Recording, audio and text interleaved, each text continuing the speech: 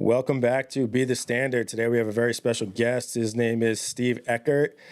Steve is a lot of things. He's an entrepreneur. He's an instructor at the MDK Project, a former Marine, husband, a father. I don't know which of those is most important to you. I'm guessing a father and a husband, but yeah, Steve does a lot of different things. And if you ever seen Steve's social media, he's pretty intense. He's all about his mission of creating strong men out there and doing his thing. So appreciate having you on, Steve. Thank you. Hell yeah, bro. Looking forward to having the conversation with you. And I see all your stuff out there. It's awesome. So I think, like I was just telling you, these kinds of conversations don't happen often enough between men. I have an actual, real, deep, purposeful, intentional, meaningful conversation. So looking forward to it. Yeah, man, absolutely. And I think that's where I want to start because, I've had, a couple guys on now from the MDK project. And, that's something that, I just think is awesome. You're taking men that, are kind of being controlled by their vices, men that are just going through rough times and identity struggles and all these different things that a lot of men don't like to speak about openly, right? And they go through your program and they come out better on the other end. So I'd love to hear, your perspective on that and, why you're so passionate about what it is that you're doing. Yeah, 100%. And it has been a hugely impactful program for not just myself, but all the other instructors and literally every single man that's come through it. And it's been huge for me. It's like, shit, the tattoo that's on my hand is the first tattoo I ever got in my life. And I was at 41 years old. It was my first tattoo because that's how impactful it was. And that was literally after the first class that we did. Like, we didn't even know if we were going to do another class. And we went and got tattoos because it was such massive breakthroughs just for myself and the growth I had as a husband, as a father, as just a man. And seeing these other men that are struggling and the transformations that they're having and the connections and the bonds and the brotherhood that we created that was missing for a lot of these men, whether they were in the military before or not, like they were missing that at this stage in life.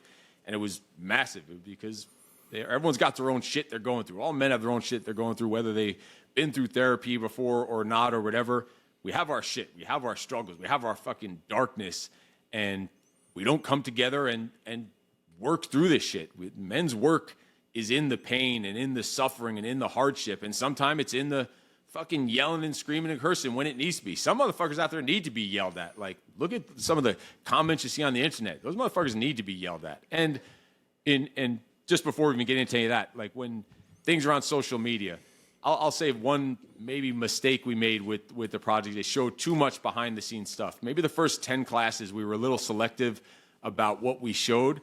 And we just showed a lot of the massive impact stuff. And then I guess the media team wanted to get a little more, controversial on stuff. And they started showing some behind the scenes stuff. So I'd probably say that stuff probably maybe shouldn't have been shown, although it's still happening because it's an enclosed environment. People are paying for and signing up for it and they know what they're getting into. But I could see how certain things can go out there and people could see it and be like, all right, this is fucking stupid or whatever, or that doesn't make sense because they're not seeing the whole picture. I've had people ask if they can come and watch part of the process because it's 3.5 full days and we don't really sleep at all. And I say, you can come out here. And I've had some high level, whatever influencers say it. I said, we'll pay your way out here. We'll donate $5,000 to your favorite charity, but you need to stay for the entire process. And I'll tell you what, we don't sleep much. So you'll probably quit from just not being able to hang in there just watching because it's fucking vigorous. Like, I've now done 19 classes and I don't know if it's put years of my life or taken years off of my life, but it's a massively impactful program. One of the things you just touched upon that I thought was important is something that shocked me a little bit was, the fact that you do get vets into that program, right? Like, because I think a lot of vets, we struggle, right, when we get out of the military to associate ourselves with that type of a brotherhood again, because it just kind of goes away. Everybody gets out, they go their own ways, and you lose. You don't really lose that bond because I feel like, you connect with a guy that you served with and it's like, you didn't skip a beat, right? But I think a lot of times guys find that it's difficult to find a new tribe and difficult to trust guys around them, civilian guys, like guys that didn't serve in the same way that they did, in the military. So, it's important, or I think it's important. And I think you guys do a good job of, building back up that brotherhood and letting these guys know that they're not alone in all this shit that they're going through. Yeah, there's probably 20% of the guys that come through are either military veterans, or even there's been some. We have a couple active duty that are still in the military that still have done it because they needed that something different. They didn't like the direction things were maybe even going where they're at. There's also police officers, firefighters, paramedics, both retired and active, and that fills up about 20%. It's because exactly what you just said. You have that brotherhood, but then when you get out of the military, people stay in touch, but you know how it goes. If you're not in the same area, you're getting together maybe at weddings or some holidays, but it's not like it was when you were used to that normal everyday activity. And they start going back into some of that darkness and those old places. And I don't know if there's something to be said about the transitioning out of the military. Probably is something to that, about how that transition is made, especially with combat veterans that come out and not finding their purpose and what direction they should be going to now in the civilian world. There's probably something to be said for that. But yeah, there's been a good amount of veterans that come through, and it's been a massive impact getting them back into that type of brotherhood. Yeah. It's funny too, because you mentioned like all the stuff that goes on behind the scenes and all of that. And, I can remember, the first time coming across your content, right? And it was you going off on somebody, at the project or whatever. And the first thing I thought to myself, and I wanted to tell you the story because I think we'll both just laugh at it, but I was like, holy shit, this guy is fucking wild, right? I'm like, this guy's got, he's coming at these guys. And initially I was like, you know what? I don't know. I wasn't into it, if I'm being honest with you. But then I was like, you know what? In order to give things a fair shake, you got to watch, right? You got to pay attention. You got to watch more than one clip. And, so I did that, and I started watching more of your content, started watching more of the MDK stuff. And I was like, you know what? I get it. This guy gives a fuck. And he's really just trying to, help these guys out and create, stronger men out there and create leaders. So I laugh at it because it's funny that, I initially was like, I don't know, man. And then I was like, yes, absolutely. And I get that pretty often. I get people all the time. They're like, you know what, Steve, when I first met you, I thought you were the biggest dick. But now that I've gotten to know you, I realize you really are a dick, but you do actually give a fuck about what you're doing. And it's just a passion that comes through. And I have a specific role in that. That's only one program that we do. That's only a couple of times a year. That's not even the main work that any of us do throughout the year. But in that one segment, that one program, that's very small amount of the year, that's my specific role. It's in an enclosed environment. That's exactly what my intention is. I'm supposed to be the asshole. I'm supposed to be the noise, the chaos, the obnoxious. Like, that's my role. And it never used to get shown out there. And then once it got shown out there, I said, fuck it. Now we just go all in on it, and I'll just be the bad guy. Like, I don't care. Like, that's my role. Am I walking around in my other coaching programs fucking screaming and stamping on tables? Obviously not. That's like a specific role in a specific environment, and that's the intention. And then I'll get comments from men on the internet like, oh, you would never talk to me like that. I'd fucking Goldberg spear you, and I'd knock you out. And some of them might, and some of them probably will. Some of them like, oh, I'd tap you out, and I hope you get tapped out and have been tapped out if you're grappling. Like, yeah, you might tap me out. Does that mean that I can't help you unfuck yourself because you could kick my ass? They probably could kick my ass. I don't know, or maybe not. But the fact that they think that anytime they see something like that happen, immediately say, oh, I'll kick your ass. I've had people tell me they're going to fly out and let's go 3 rounds. And if they beat me, I have to delete my Instagram. Like, the most ridiculous shit that comes across tells me that those videos are needed. They're useful. They're showing the truth that men are like getting so emotional. Like, I can't imagine scrolling and seeing something I don't like and then private messaging that person and challenging them to a fight, or telling them that and it gets even darker. And a lot from military veterans, this makes me says there's got to be something to the transition. I had a military veteran, and I usually just block and delete. I only see like 10% of them. A lot of my team just deletes because some of them are just obnoxious and talk about my kids. And one guy said he wished my grandmother would get gang raped. This was a military combat veteran, was pissed off that I was a pogue because I wasn't in combat and I was in air wing. I'm a fucking proud pogue. I don't care. Does that mean I should quit and kill myself because I wasn't in combat and wasn't in infantry? Should I not go and be a good husband and a good father? I've actually took my son shooting, and we go shooting several times a month. We love shooting, obviously, and I've had military combat veterans say, oh, what are you doing? You're just a pogue. So basically, there's no Second Amendment if you're not a combat veteran, and it's crazy that's how it's looked upon. But yeah, that's kind of stuff that we deal with on a regular basis, and I'm just used to it. But yeah, I've had someone tell me if they wished I would have been in combat, because if I was in combat with them, they would have shot me in the head and just said, "Oh, it was an accidental friendly fire." Like, and these are the people saying I am not capable of coaching other men because I wasn't in combat, but they would have shot me in the head if friendly fire if I was in combat with them. Like, I start thinking like, holy fuck, thank God I was a pogue air winger and I didn't have to deal with that, because really, on a serious note, I think a lot of times military in certain situations and nowadays maybe, and there's all kinds of weird changes going on, and even in combat and crazy stories that you hear, I think military causes some more trauma than it heals trauma, I think, a lot of times. And you guys... I wouldn't argue that at all. And that's something Nick and I touched upon when he was on a few weeks ago is, when you leave the military, you sometimes leave with trauma. And so that's why, programs like yours are so impactful, because it teaches you to deal with trauma. In a 72-hour period, you guys develop that brotherhood, you expose your trauma, share it, and deal with it. But then, the coaching program that's available long after that, and all the work that you put in long after that, keeps your healing in that whole process sustainable over time. So, I wouldn't argue that at all. I think that the military does cause trauma. And to be fair, and I remember saying this to Mike on a mission in Afghanistan, we were some village, whatever. I forget what the hell we were doing. But I remember looking at Mike being like, dude, you could come over here, just go on patrols every day and leave and still feel kind of fucked up, right? You don't need to be in combat to be like, yeah, I did something. I think you can go over there and not even see combat and just see how fucked up of a life they live and how fucked up their country is, and be like, yeah, this had an impact on me. Maybe not as severe, it's not as traumatic, right? But it's still, you see kids that are living in poverty and don't have the resources, and you think to yourself, fuck, man, like I wouldn't want that for my family. But you also think to yourself, it's normal over there. Like, this is what they feel, this is what they experience, and it in a lot of ways it breaks your heart.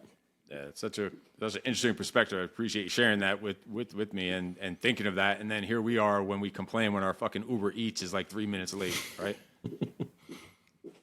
Yeah, definitely put it in perspective. But just even being over there and being in a high stress environment, that'll get with you. Because you're always waiting for something to happen, even if something never happens. Coming back home and going back to your normal day-to-day life is tough. That's where people get a lot of maybe temporary trauma. I wouldn't call it trauma, but post-deployment stress for sure.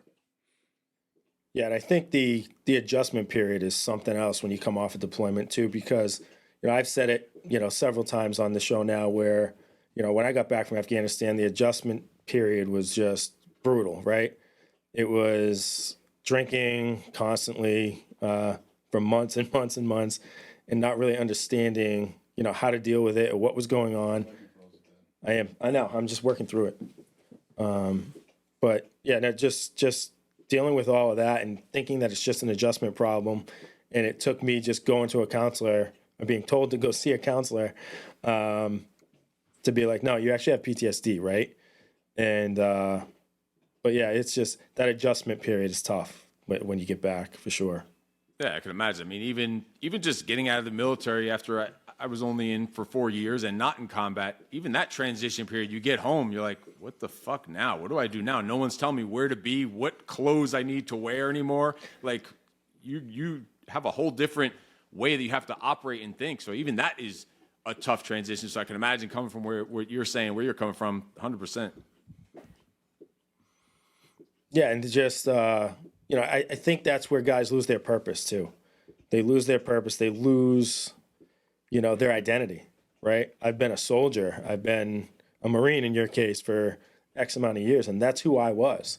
Now you're home. Now you're trying to figure out what your next career move is. So we tie that to, our W-2. We tie that to our position at work, and we try to find these different, identifiers to be like, this is who I am now. And you kind of lose yourself in that process. Yeah, I want to read you a text message I got from. He was a Marine who just got out, I think, in 2021, and did several combat deployments, and he just graduated the last class because we're talking about it. And I have a text he just sent. This was shortly after he just finished this last class that we did of the project, and he said, "Thank you for everything you did for us this week. I found a part of me I lost and needed to find again in order to apply it to the real world, out of the military and into my business now. I have a higher level view of life again, and that is invaluable. Can't wait to connect more, start contributing to this community that I'm beyond honored to be a part of." And that's from a recent Marine combat veteran, several deployments, and it sums up exactly what we're saying. And he sent something like that, and getting a message like that from a fellow Marine and a modern day Marine, and it makes it worth all the bullshit that we hear and all the hate that we hear and stuff like that, because that's the impact we're talking about. That's actually helping people. When people say they want to go and help people. Yeah, and it's funny. I feel like, you know, you talk about all the hate that you guys have gotten and some of those nasty DMs and messages that you've gotten. I kind of feel like, you know, once you start getting that shit, and I really hope I don't ever get any messages like that, right? But I feel like that means that you are making an impact when you start getting, you know, you start touching nerves like that, and people that are, you know, because obviously for somebody to say that to you, there's something going on within them that is just bad, right? They need some help themselves. Like, imagine when you saw that video, were you going to make even a comment and say, "Oh, you're just a loser. You shouldn't even be doing that"? Because, like, if you see something, if I see something I don't like on the internet, you see dumb shit on the internet every day.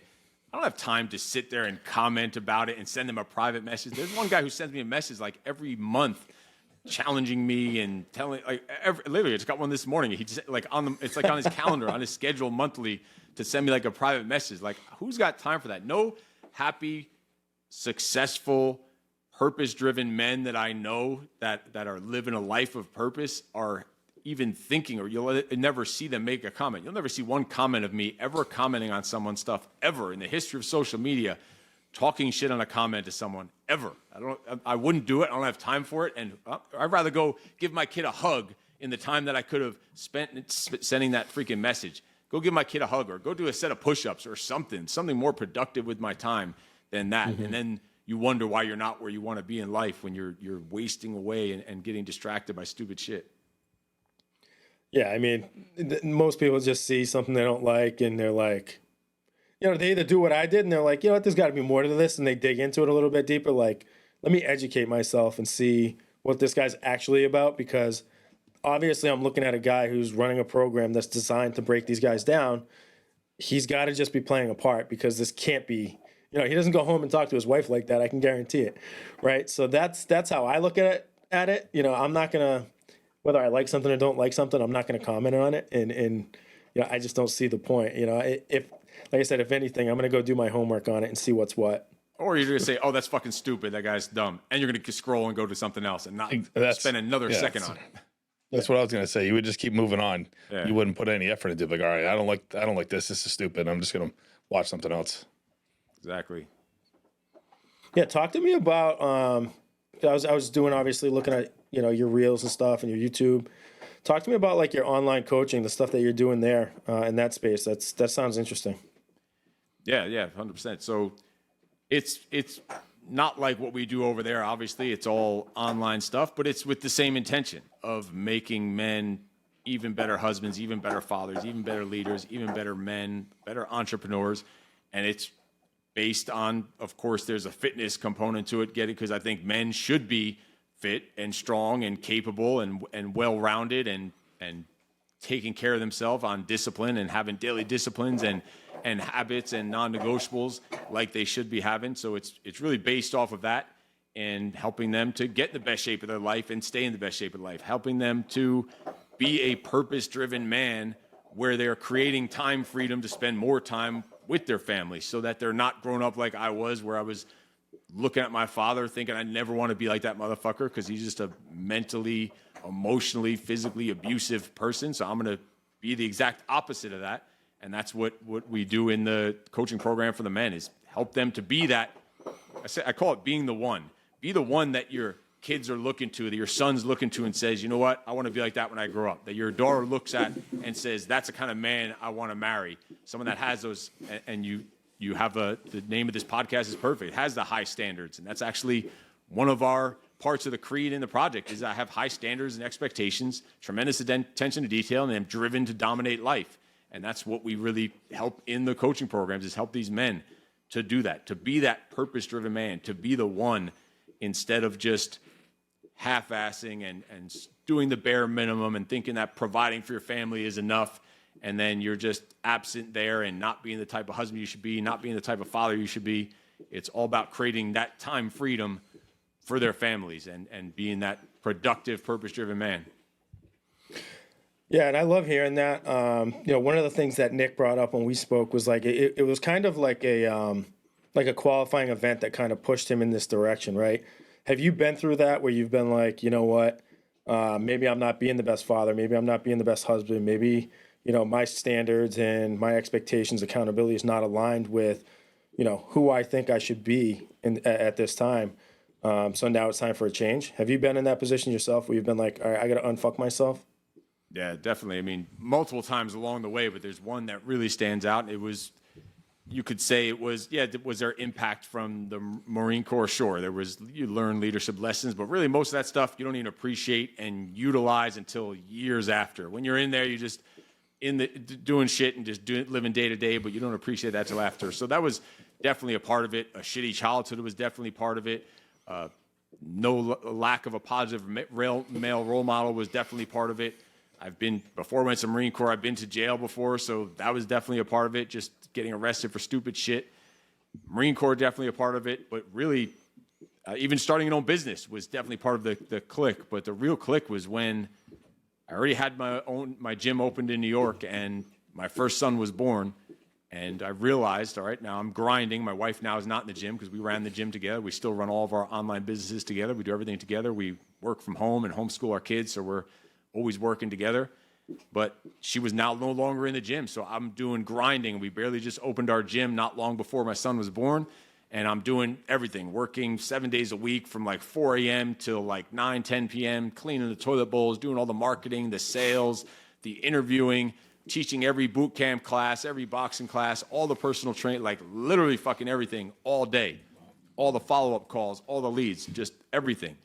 And yeah, I could do it. And then you think back, all right, this is really what some of the skills I learned in the Marine Corps that I didn't realize that are helping me to now navigate this world, this real world, and grind it out, this crucible of the real world. But after a couple of months of doing this, and my son's now just still tiny, not seeing him, missing a lot of those moments as a kid because I think I'm grinding and I'm building this empire. And I'm sitting there. I came home one day late. It was like a Sunday night at like 10 p.m. because I'm fucking working all day in the gym, keeping it running while she was home with my son Tyson. And she's holding him, and he usually was asleep when I get home, and he happened to be awake. So one of the moments I actually got to see him awake because I was always working. And so I'm holding him, and she's like, hold on, I want to take a picture so I can remind him when he's older about how hard you worked for the family and how much you sacrificed for the family. And as great as it seemed, to me, it was like, damn, you're a fuck up. You're literally turning into your father in one way or the other. An absent father is an absent father, whether he's out there fucking around or doing fucking stupid shit or just building a business. He's not. All a kid knows is that daddy's not home. Daddy's not here. Daddy's missing this birthday. Daddy's just not there, neglecting me for whatever reason. That's all they care about. They don't give a fuck if you're building a business. They don't even know it. They don't understand it. They don't give a fuck what you're doing. That you had a tough meeting at work, or that you have an important phone call when you're supposed to be playing Legos with them and you're on the phone instead. They don't give a shit about that stuff. It doesn't matter. So realize in that moment, like, all right, I better start learning, applying, and studying a little more on this personal development stuff, leadership, communication, time management, delegation, building a team, all these things, problem solving. And that's when I really went all into and deep into hiring coaches and mentors and going to workshops and learning marketing and sales better so I could build a team and delegate. And then when you think about it, like, that's a lot of the stuff that was ingrained in you in the military, whether you were in combat or not. Every day, that kind of stuff is it. Building in processes and systems and SOPs. Like, I have SOPs out the ass for every business we have, and they're fucking amazing. Like, I use them for coaching clients all the time, and they think it's gold. And it's just stupid shit that you really learn in the military. And we're Marines. We're fucking idiots. They're like literally lift right arm, hit the switch to turn the lights on, like when you're coming into the room. Like, we had to be told everything. So that stuff served later on in helping that. But yeah, the one defining moment was that time. I remember my wife took a picture of me and my son, and I was like, I'm turning into my father one way or the other, and I'm going to do whatever the fuck it takes to not let that happen. How long did it take you from when you had that moment to be able to kind of put all those processes in place and kind of delegate and kind of get yourself out of that situation? Yeah, to from scratch from there, it was definitely a process. I'll say a year to 18 months total, but at least I made that switch that I started then saying, you know what, this shit at work is going to wait till tomorrow. I'm going to go and spend the time. So I was still, from that moment, already spending more time, but not as much. Like now, I literally lift weights and work out with my son and daughter most times with my son 7 days a week. For now, he hasn't taken it. He's 12 now. He hasn't taken a day off since he was 9 because he just loves it. He's just addicted to it. We train every day, 7 days a week. We eat dinner together as a family 7 nights a week. We have all of our own family rituals that we have and the way we do things and all the fun shit we do together. Because again, they're homeschooled and we run their own education. We don't have to bring in any tutors or anything. We do all the homeschooling with them ourselves and the lifestyle we want to live ourselves. So thinking back to like the haters and all the people that talk on the internet, like I could give two shits. Like I'm living this ideal lifestyle that I want to live, like deep connections with my family and my kids, and we're spending so much time together. Like that's what it's all about right there. But yeah, from running a business, like an actual brick and mortar business in a gym to like out to not having to work there anymore was definitely a process and took a lot of work, but it is possible. It is possible to do these things and make these things happen. Yeah, I never had that event, so I didn't have any kids. I have a stepdaughter now, but so I've had my gym for 9 years, and it took, well, to be 10 years this year. It took me 9 years to have that realization that I need to build in systems, get a full-time coach, do all these things. Before I was just doing it all. The fire department, still in the military, all this stuff. So it was cool to hear. I'm in the process of doing that now in the past year, but yeah, it took me 9 years to get that realization because I didn't have anything. That moment didn't happen. That moment. Right. Didn't need and we're to. fucking boneheads. We're boneheads, and we have egos, and we think, oh, I could do this better than anyone. Why would I let someone else go and train my clients when I could do it? And you can do it better than anyone else, most likely. You know, I'm sure you can. But would you? A lot of things I've realized, like I know what I now know what I'm good at, and I know what I'm not good at, and let people do that. And the business is way more successful now. Yeah. Once you check your ego. Yeah, and their goal should be to make people better than you at all those different areas, and that's awesome. Absolutely. And even if you were better, let's just say you were better than everyone at everything. I'd rather have other people doing 1,000 things at 70 to 80% of me than me doing 10 things or 50 things at 100%. Like there's no scalability, there's no freedom there. That's awesome that you had those breakthroughs and you're on the way now doing that. I have tons of stuff that I could send you and help you out with when it comes to that if you need any help with it. Oh, I love that, bro. I appreciate it. Yeah, it's funny. I see every day, it's just about every day you post, your son doing curls, your son, you and your family walking into the gym. I think that's fucking awesome. Yeah, it's a daily. He's a little beast, man. Part of our everyday life. Yeah, the kid is ridiculous. Like I never thought I'd have a 12-year-old training partner. Like when I was younger, if you would have told me that, I'd be like, you're fucking nuts. I'm gonna need like some like hardcore fucking this little shit keeps me on my freaking toes. Like there's those times where you're like, should we do those extra sets of pull-ups today, or should we just go in and do some cardio? He's like, man, let's go do the damn pull-ups. Stop trying to get out of it. Like he won't let it happen. Like that's the great, and especially your son too, having those eyeballs on you. It's impossible to half-ass during a workout, to bullshit. Like, and we have fun. We talk shit. We have a blast. It's like our thing every single day. It's freaking awesome. He's done, I think, like 9 or 10 different 24-hour challenges with me. We do these 24-hour workouts for charities and fundraisers. Usually, we've done it for Boys and Girls Club. We've done some for Tim Kennedy's, Save Our Allies. We've done them for all kinds of different foundations. And probably more than the guys on those combat veterans that talk shit about me on the internet. Probably we do more for the military community than they do, but that's besides the point. But yeah, we do these 24-hour workouts together, literally, where we just did the last one we did was weightlifting for 24 hours. Literally 24 hours of lifting. You do a set, you take a break, do another set, break, like just a lifting workout. We've done 24-hour hikes, 24 hours of push-ups, 24-hour bike rides. And then they also made me do a 24-hour video game one time. So we just played Grand Theft Auto and Call of Duty for 24 hours straight. and it was fucking cool too. But yeah, that's kind of stuff we're doing always for fundraisers. But yeah, the kid's a little beast. Yeah, that's awesome. And that kind of leads me into what I wanted to talk about next. And I think you're involved with the Squire program as well, right? Yeah, but we started that after class 5 of the project. We kind of realized that all the men that were coming through, 90% came from fucked up childhood or didn't have a positive male role model or had kids that they started realizing that they weren't being the type of positive male role model. So we said, this is the perfect thing to do. So we created the Squire program now about 4 years ago. Yeah, that's probably my favorite thing that you guys do, if I'm being perfectly honest. I mean, I think the MDK project's obviously great. But the Squire program for me, I think that's just amazing because, my background is similar, right, than a lot of guys that you probably come across, right? I've never met my father, had a tough upbringing, like everybody else, right?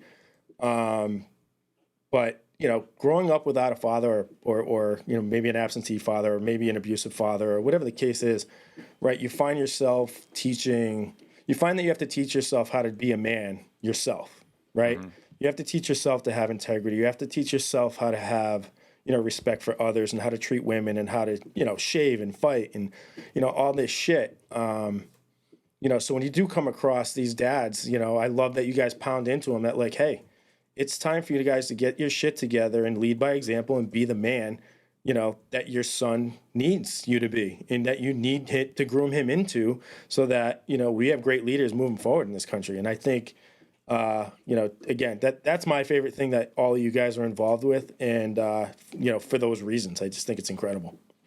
I think it's probably our favorite thing too. It's the most impactful and the most satisfying, like seeing the fathers and sons bonding. Sometimes in the beginning of the day, like we literally tell them, all right, the kids to thank their fathers and see just what the interactions are.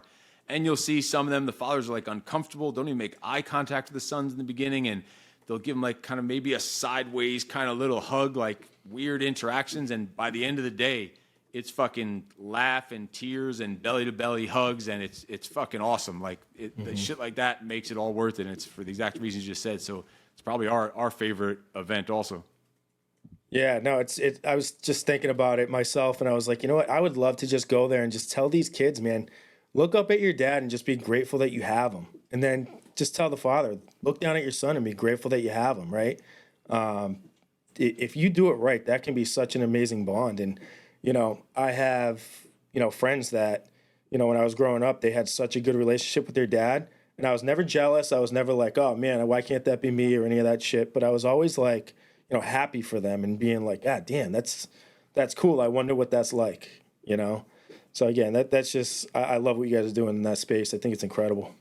Yeah, and a cool thing that we do with that also that most people don't really know or realize, I don't know if we even ever talk about it, but if there's kids who are in a fatherless home, the mothers, and want them to get involved, she'll send them in and we bring in a mentor for them. Usually it's graduates from the project come and do it, or we've had some military veterans come in and do it, and they come in and do the full experience with them, and then they stay in connection with them, in contact with them as their mentor so that the young men could go through the experience, kind of see what it's like, what it's going to take to how they should be operating and thinking as they're going into manhood. So it's fucking awesome, and it's the most fulfilling thing we do.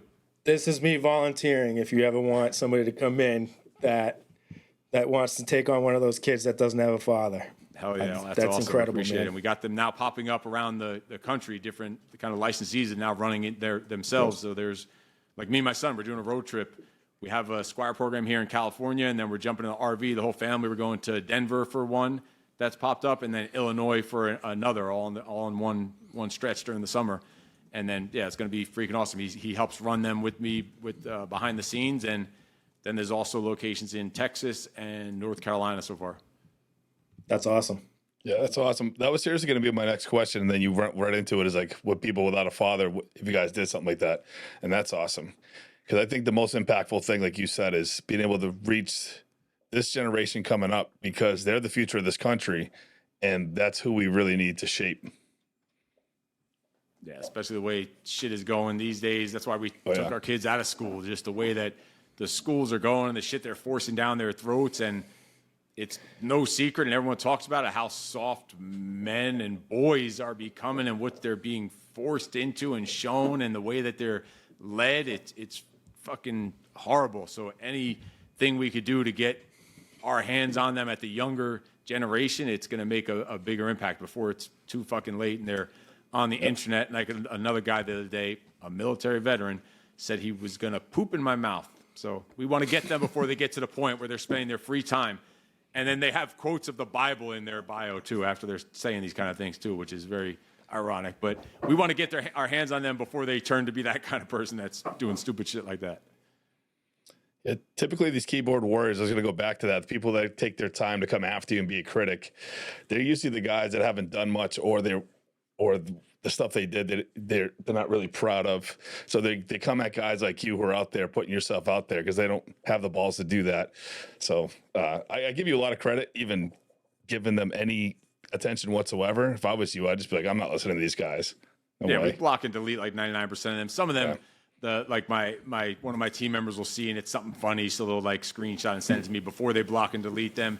And my son actually helps me with my Instagram account, so he'll see some and we laugh at these things. They think that I don't know if they think that like you sit there and you're like all upset about it. Like we fucking laugh at it. We make jokes about it.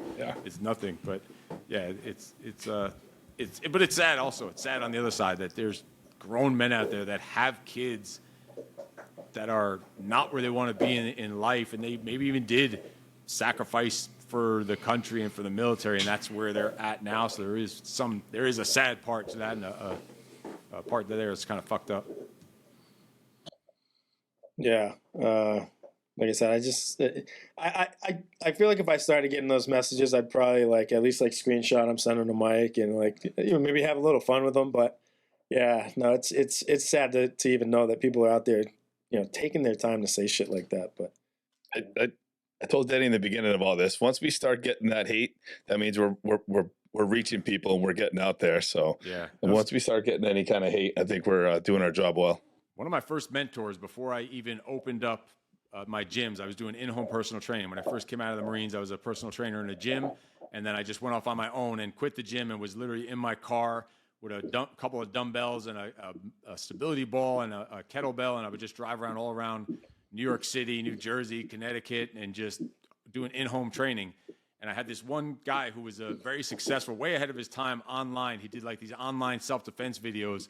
So back then he would get, even then, before the internet was even big, just massive hate on like the chat forums and stuff because he did these self-defense videos. But he was making millions of dollars, and we're talking in the early 2000s online, just selling these DVDs of self-defense stuff.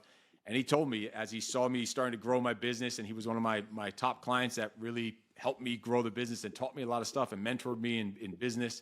And he said, if you want to really be successful and want to start putting yourself, you're going to have to put yourself out there.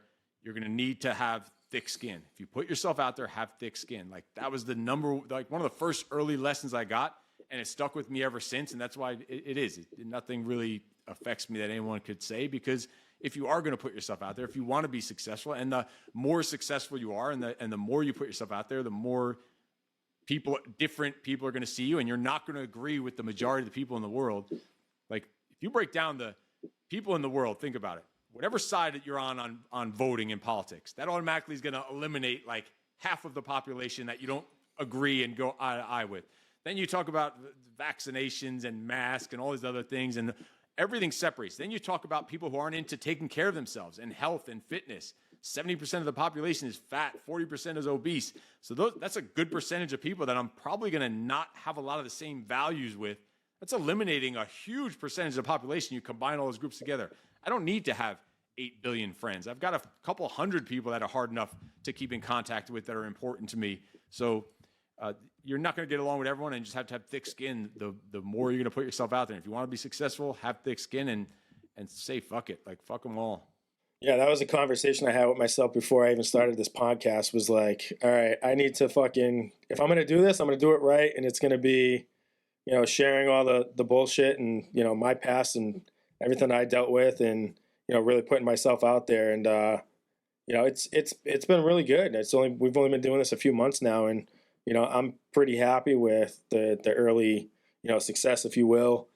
But yeah, no, that's just something. The conversation I had with myself before we got going was, put yourself out there, because otherwise people you are get going to caught up talk in our own shit. head with the Yeah. the self-doubt, the bullshit, the negativity, the stories we tell ourselves in our head. Like, that's why I need to block it out from other people, because yourself is going to bring it enough of on your own. Like, I got enough shit to deal with going on here to worry about the noise from the outside. So yeah, you got to control that voice in your own head. First of all, like, what if no one's listening? What if there's only this amount of downloads on the podcast that you're doing? You could dig the fucking deep hole of darkness and never do it again.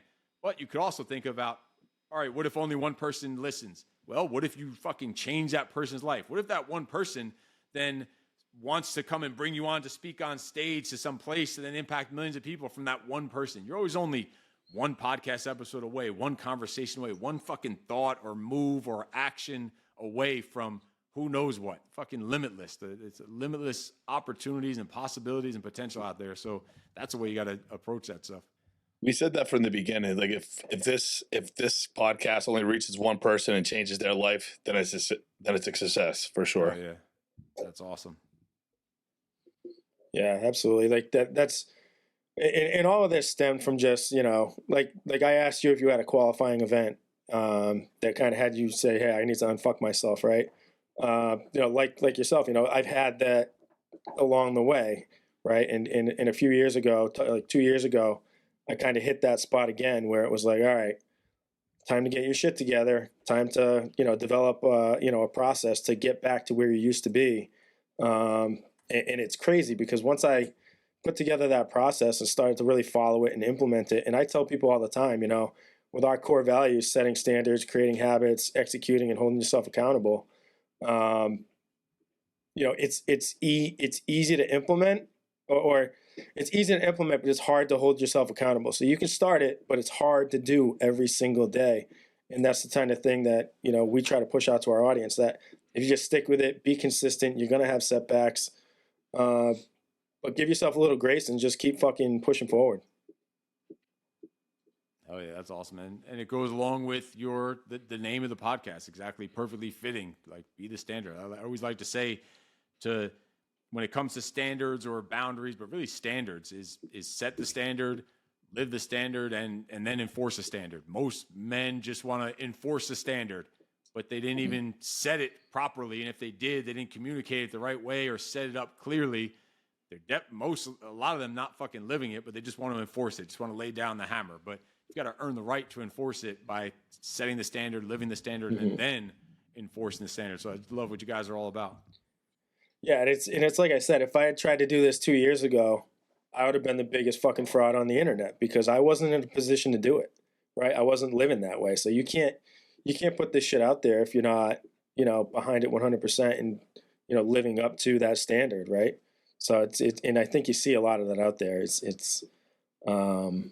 You see a lot of preaching, but I'm not sold on most of it.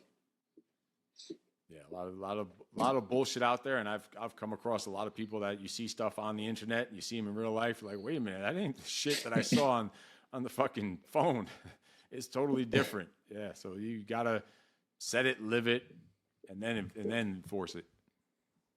Yeah, absolutely. Yeah, so I talked to Joe about this last week when we had him on. But the MDK project, that kid with the broken hand, I'm so impressed by this guy. I brought him up every time. The dude breaks his hand, he makes it through the project. I was texting Joe because I was following along with that. That's probably the only class I really followed because I feel like there was so much more content in that class than previous ones. Maybe, I don't know. But I was texting Joe like, "Hey, don't tell that motherfucker you better not quit. You better not fucking quit." And dude, it's crazy. Just big props to that guy. Yeah, hell yeah, and things like that. That's what it's all about. Like, yeah, he broke his hand pretty early on. I'm thinking of like in the first 24 hours or 12 hours even, and then having to deal with the rest of the shit we're doing. Like, he literally did pugil sticks again with a fucking broken hand and crawling and did jiu-jitsu, and he actually did great in it. Did 2-on-1 jiu-jitsu with a broken hand and all kinds of crazy stuff and workouts. He did a full obstacle course, like military style obstacle course with a freaking broken hand. And I'm sure he modified some stuff and did what he had to do to get through it, but he freaking went through it and we didn't complain much. You'd hear some noises here and grunts and groans here and there, but it's things like that what it's all about. And I'll tell you what, that kid not in that situation and not in that environment would have had something 10 times softer, weaker happen to him, that he would have crumbled and given up and quit, but put it in the right environment around the right people in the right setting. That thing, it's fucking limitless for what that potential that kid has now. And he was young as hell too. Limitless. Like, I can't imagine having that type of breakthrough that early in life. And he's now, I think, going all in on like a marketing business now. And he's like, I think he quit his job that he was at because he didn't like the way he was getting treated there. And he would a whole story he's got behind it. So yeah, it's shit like that, moments like that, and stories like that, and examples like that make this shit all worth it. Like, seeing that come out from a young man like that, like, fuck yeah. And we get dozens of examples like that every time. That's what makes this kind of work, just men's work in general, so fulfilling. Yeah, definitely. I love the word you use, breakthrough. I think now when I think about your projects, that's the thing that resonates with me the most. Like, this course is designed to give these people breakthroughs in their life so they're able to continue and forge forward. That word right there just really resonated with me. I think that's awesome. Yeah, and it's like a breakdown to breakthrough. It's a breakdown physically so they could have breakthroughs mentally, emotionally, socially, spiritually, financially, and it happens every single time. So people say, oh, it's a scam, you charge too much and this and that. You could look at now there's like 250 graduates. There you wouldn't be able to find one single one of them that wouldn't say worth every penny, and literally 100% of them, every penny, because of those breakthroughs, like you just said. And that's what they're having, and that's what it's all about.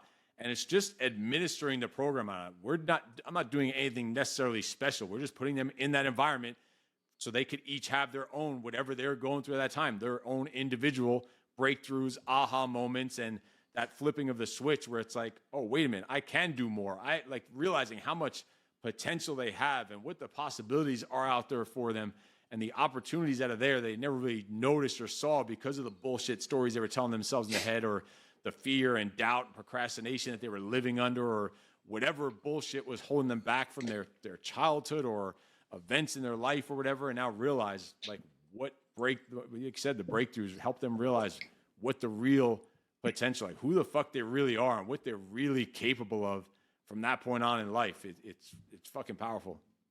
I don't know if people can say that's too much money. People will pay that for a weekend mastermind where they get no personal attention whatsoever, or even more than that. And then you guys are literally creating this environment for these guys to have these breakthroughs. They're going to last the rest of their life. I think it's well priced. And shit, people are afraid to spend money, and anyone says that any amount. I've done programs in the past that were $200 that people are like, oh, that's way too expensive. No matter what you do, people are going to say it's expensive. Also, on top of that, how about not being so small-minded that you treat any amount of money like it's unlimited, or it's $1 million, like $10,000 is not $1 million. How about it? Just shows that you're living in this ceiling and this self-limiting beliefs of what your true potential is. Shit, I've spent $15,000 for 4 hours of coaching with someone, one time only, nothing else, just 4 hours, because I needed that help in my business, and it helped me explode my business because that's what I was paying for. I was paying for his decades of knowledge and experience. Shit, I've invested hundreds of thousands of dollars in personal development and coaching and mentorships and masterminds throughout the last 10 years or even less.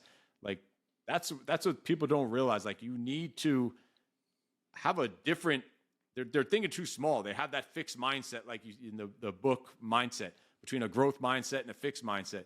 You need to have a growth mindset, thinking that $10,000 is so much, it's a massive amount of money. Like, I'm thinking about how can I get $10,000 today, not over the next year. Like, you got to think bigger and realize what potential there is out there. And they think that's a lot, and that's just in one program. They should see what literally, I was laughing at it because right after that, I was writing up instead of responding to these haters, I was writing up a proposal where me and one of the other instructors are going to this real estate company in St. Louis, and we're going there just for one day, twice, two one-day events that we're going over the next 12 months, and 2 Zooms over the next 12 months, so in this next year, and it was a $72,000 proposal. And so they just don't realize how much you can offer and charge and the value you could bring to the marketplace, instead of, oh, that's too much, you're a scammers and whatever. Well, because you think it's too much or it's a scam, but Maybe if you didn't spend so much time on the fucking internet and actually worked on some skills and some actual real sales and marketing and leadership and worked on yourself, you'd realize how, wait, that's not that much when it comes down to it. Yeah, and if you don't pay, you pay a little bit, you're never going to value it, and you're never going to see it through. You pay attention to that kind of money, you're going to value what you have, and you're going to listen to everything that person says or every lesson they learn in your project. For sure, definitely. They say the more you pay, the more you pay attention. But there is a flip side to that, which is a crazy aspect of the project. We'll have every class 1 or 2 guys who paid and just don't show up. And they confirmed they were coming. They confirmed they were going to be there. So it's not like we had to push them back to another class or they were injured or whatever, and we just let them go to another class. Just never show up, and then we follow up, and you never hear from them again. Just gone. And they paid for this thing. Like so that just shows you the mentality of some men out there. It's fucking nuts. Like, if I'm going to pay that money, you damn sure I'm going to fucking show up, and I'm going to fucking do whatever I have to do. But there is a percentage out there that they're just so small-minded and weak-minded that they'll just disappear, never even respond, never ask for a refund. And then, I don't know, and then people say, well, you're just stealing money from those people. People don't understand business and profit and loss statements and overhead and insurance. Also, they don't understand that programs like this, you don't take any money until those people actually go through the course. Like, that money has to be held in like escrow accounts. You can't even use it. It's unusable money, so it doesn't even matter until a certain amount of time. So many things go into it. But yeah, there's a certain amount of people who are just don't even show up at all. I just thought that's pretty freaking that's wild. Insane. Yeah, and I just thought of something like you're behind the 8 ball right away when you start having that mentality, because you're looking at it as an expense instead of it's an investment, right? You're looking for a return on that investment. If you start looking at it like, oh, this is just an expense and this is just a drag on me and it's draining me, and you start looking at it that way, you're already, fucking yourself, in my opinion. Hell yeah, an investment. Perfect word to use and that goes for most things that you spend your time or attention or money on. It should be an investment. It should be a return on your investment and what you're going to get out of it. So what's next for you? Is really the next stage is like kind of what we're kind of going into now. The goal and the plan and the vision we have is having our whole family involved in pretty much everything we're doing. So my son is actually already created like this whole. He helped me create the online fitness program that I created. We were on a trip to Tennessee on the plane, and we built this whole thing out. And we spent like 3 weeks, staying up to like 4 a.m. together building this whole thing out. And he did like 60 or 70% of it. Is fucking crazy. Like our whole online fitness training program, it's freaking awesome.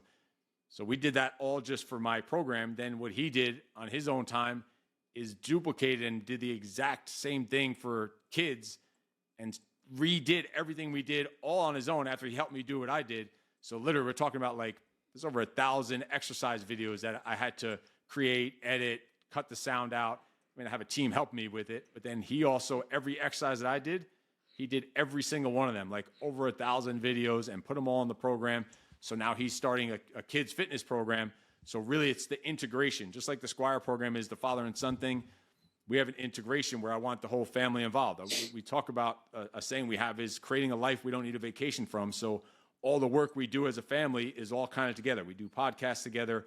We do homeschooling. We want to tie the businesses in together even. So when someone's in the men's program, they have the option for their spouse or girlfriend ever to join the women's program for like half off, and all of their kids join into the kids program, totally included into the program. So we're all connected, and then we have some events where we will get everyone together in person eventually. So that's like the whole vision of where it's going next, is integrating the family into it. Because as you said in the beginning, when you listed off, I could list off 20 different things I'm involved with, and you said about the most important ones, none more than the husband and the father. Nothing more important than that. The rest of the shit doesn't matter. I've lost out on hundreds of thousands of dollars intentionally just because I want to have dinner with my kids every night. I want to homeschool my kids myself and not have someone else with their ideals and their bullshit and they're confusing them of what fucking bathroom to use in my kids' education. So that's what's next, is integrating the whole family into everything that we do, which we already do. And because we have a good time together. We have fun together. We have a blast. When we're working, we're having fun. Like, the Squire programs. Actually, this weekend, Operation Black Site. I'm working Operation Black Site, which is like, it's not like the project. It's kind of the fun stuff from the project only. So we do like, there's fight training and kill house training. There's a full kill house built out. We have a full obstacle course there. It's at a ranch here in California that one of the instructors own. And Michael Chandler comes in, helps out with the fighting part, and I assist him in that, and I do the fitness part. And then Tim Kennedy does the kill house stuff. Some other Navy SEALs come in. And so we're doing that this weekend. We leave on Friday. It's only about an hour from us, but we're taking our RV there, and the whole family's coming. So I'll be working by learning, being Michael Chandler's grappling dummy, or going through a kill house with Tim Kennedy is me working. And I run them through all the early morning workouts, and I help out on Tony Blauer, who's the self-defense guy, comes in, him, Michael Chandler, and there's a girl that does the Muay Thai, and I assist them with that. But my whole family comes, and they attend the entire thing, and we're there the whole weekend. We bring our RV, we park there right on the ranch. My wife goes through the whole entire experience. My kids go through the whole thing. They're going through the kill house with Tim Kennedy, learning this stuff. Shit, my kid is better at clearing houses than I am, and he's fucking 12 years old. He teaches me shit now because he gets to do more of the training because I'm over there technically working, and they're experiencing it. So we bring the whole family together, and we do, it's work, it's play, it all blends together. It's a vacation, a life you don't need a vacation from, and also a life people think you're lying about. Like when my kids used to go to school, the teacher would talk about, so Billy, what'd you do this weekend? They're like, oh, I watched cartoons. And then they'll ask Tyson, he'll be like, well, I drove across country with my dad. We worked out in 14 different states. We did a 24-hour push-up challenge, and we raised $5,000 for a military foundation. She's like, no, sweetie, really, what'd you do? He's like, yeah, that's what I did this weekend. So creating a life that people think you're lying about, and creating a life you don't need a vacation from. So I'll be working this weekend. It's Friday, Saturday, Sunday, but it's going to be a fucking blast. The whole family will be there the entire time. They're learning so many skills. We're meeting so many people. We're around like awesome coaches and trainers and stuff. So that's really what's next. Integrating the family really into everything we're doing, because that's what's the most important thing.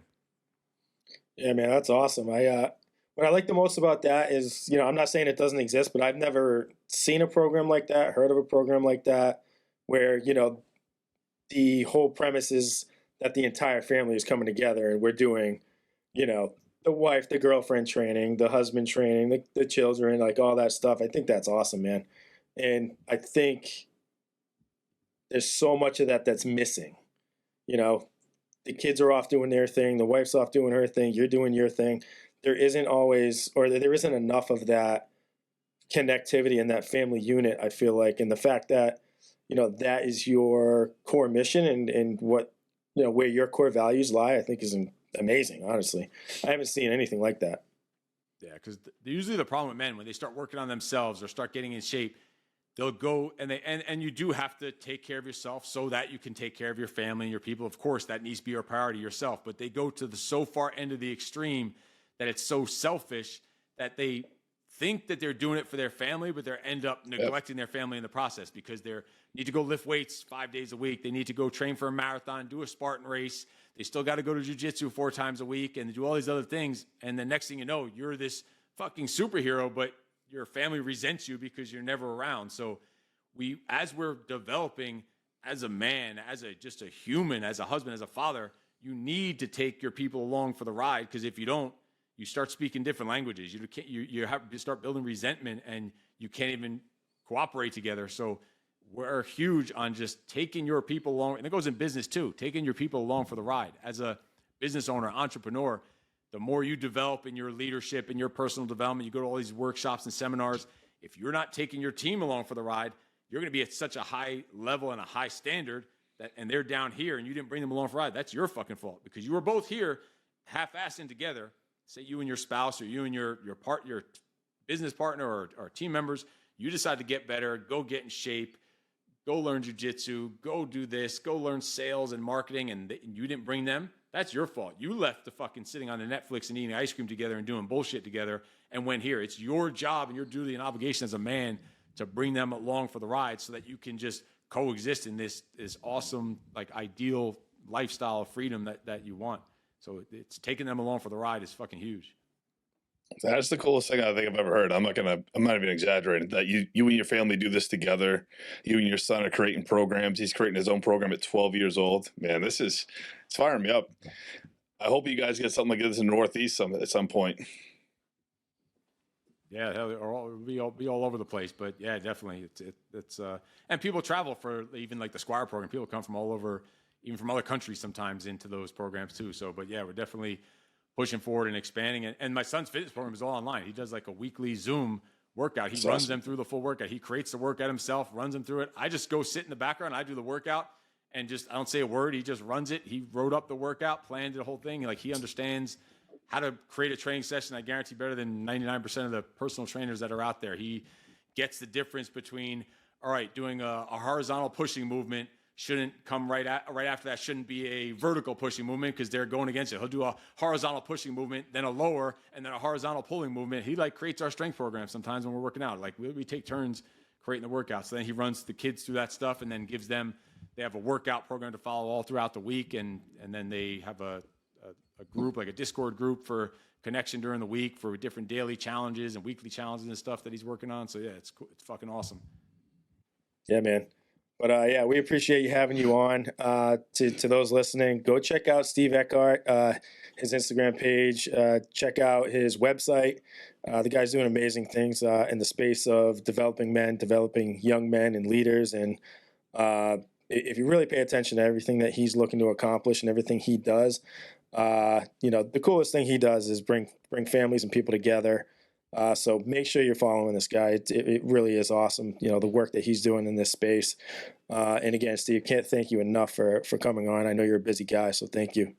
Awesome. Thanks for having me on and awesome conversation as usual. And again, like I said, we could do this all day. I love talking about shit like this and these meaningful, impactful, purpose-driven conversations between men is what's needed. That's what most men out there need a little more in their life, is having these types of conversations with other men and sometimes having those tough conversations with other men. Yeah, I think you're right about that. I don't think we have enough of these conversations, and it is cool to get guys like yourself on here. And we're only a couple months into this, and I feel like we've just had some great guests, some great conversations, and just grateful for it, man. It's awesome.